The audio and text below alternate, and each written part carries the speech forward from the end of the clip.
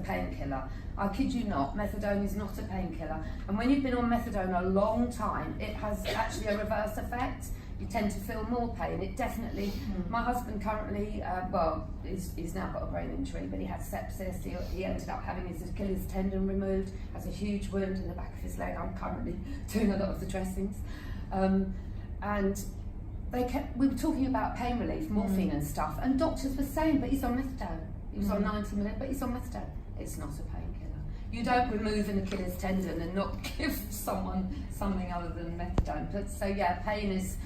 I fell out of treatment last year because I couldn't leave him. I had him at home and I couldn't leave him. He was undiagnosed. It's a bit of a long story. I won't bore you with it.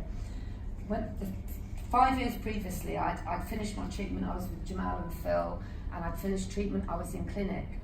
Then I didn't wear my stockings like I was told when I was all healed. You must wear your stockings. I didn't. I fell on a bus 3 years ago, cut my shin. I've had this for 3 years. It's this big. It's this wide. Trying to get back into treatment, the way the services have changed, the nurses haven't changed. I never met a nurse who wasn't amazing. This is not a job you do lightly. This is a job you do. It makes me cry when I talk about tissue viability nurses, because I actually sent an email. I've only just learned how to do emails, and I sent an email to the head of the tissue viability for my area, thanking them, because you know, you've got to be passionate to do this job. You wouldn't do it otherwise. Because I changed my own leg. I did it very badly last night. They smell. They're horrible. It's just yucky. And you guys are amazing, amazing. I really, really passionately believe that. So I suppose, what do you think we could do? You're saying that we're all passionate. I don't think you nurses could do anything better. I think government could do loads better. Tons. It's not. I see nurses now. I'm getting appointments now 14 days apart. I know that's partly because they know I can manage it, but there are elderly people that, you know, are getting appointments 8 or 9 days apart and they can't manage it. And I see very stressed nurses, very concerned nurses, not getting any support from above, wherever above is. And I mean, I can go on a bit, but I've been shouting, you know, I've been shouting for quite a few years, because I found a lot of acceptance. I'd be in clinic and I'd go, like, there was a man when Barnett had a clinic and his wife had 2 legs and she was in a wheelchair and it was closing, and I was saying, well, what are you all going to do? And they go, well, that's the way it is.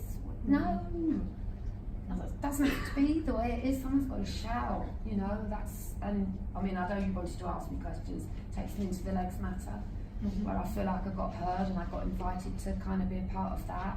So there is a point in shouting. If you're just a patient, there is a point in shouting, definitely. And I think one of the nice things about the Legs Matter campaign is that it's inclusive of everybody.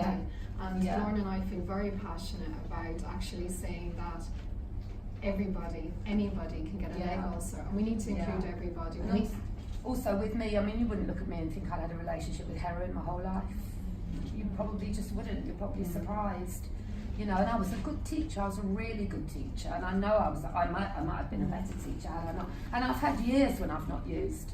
My longest was 7 years. I mean, I breastfed all my kids. I breastfed 9 years, 4 years, 3 years, and 2 years.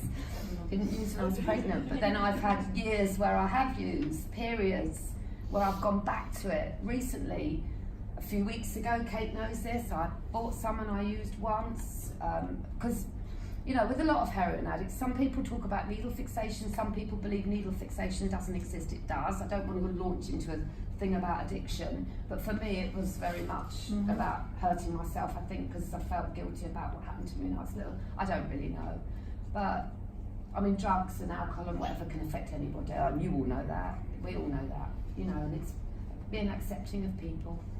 And I know we spoke about what we may do with the Legs Matter campaign, including visiting some of the homeless shelters. Yeah, I'd love to be in London. Yeah, and I think supporting Jamal. I think it's really important that we get out there, wherever we are, and try and cross some boundaries with tissue viability, not stay in a nice little comfy box. Get out there and even look at children. Yeah. You know. And for me as well, I've lost my husband, half. Like, he's in hospital, he's got to go into a home, I can't have him home. We've been together 49 years, we've been married 39 years, and we've been together 49 years. I feel half of me has gone. You'd be so proud of you. But this is good for me. It's great for you, and it's great for everybody to hear this. Yeah. Everybody here has a big heart, and they need to hear this story. I was going to cry. It's okay. It's okay. We all cry, believe it or not. Yeah. So what would be your take-home message for everybody here today in terms of your story? Just have an open mind about everybody. Just have an open mind. Don't make preconceptions, you know, because someone's an addict or whatever, drink, whatever, mental health. Just have an open mind. And I think it's about building, you talk about the open mind, I think it's about building that connection together. Yeah. So we've known each other a long time. We had a great connection when we first met, but Kate will tell you, I talk to her. She gets really cross with me because I talk a lot. But as a teacher I did, I said I used to start every day with my class with a story about what happened on my way to school and what can happen every day on your way to school, but I always come up with something and the kids liked it. She's telling me off now. That's what daughters do. Oh, shut up, Kate. Sorry. But it's really lovely to have you here, Lorna. I think one of the things that we're very passionate about in the TVS and in general is about challenging conventional stereotypes, taboos. And you talked a little bit about, to look at you, you wouldn't think that you had a history of addiction, but actually, what does somebody look like? Yeah, that's true. You know, and actually we have to start challenging what's on the telly and social media, because it's somebody's daughter, it's somebody's friend, it's someone down the road. I think most people here, if they're honest, their life has been touched by addiction in some way. So, you know, and it links back to mental health, and we need to challenge, we need to embrace, and if we're not sure how to work with people with those needs, then we need to ask for help. And it was also, you know, you often think of an addict as somebody who lives in a dirty house and children don't go to school. And my kids have all done well, they've all got really good jobs, they all had clean shirts every day. Stuff, you know, it wasn't always good though, but you know, I think there's a lot of positives. There's so much positive, and we've got so much to learn and grow, and I think that's what the aim is with the Legs Matter. And I think it's such a privilege to have you on board. Well, it's just the beginning of it for me. I haven't sort of been part of it really, but I just feel as if I've been heard a bit from shouting for a few years. You've been shouting and hollering, as you said, for a long time. I have. Yeah. It's all good. We need people like you to shout and holler, because we've been doing it for a long time, actually.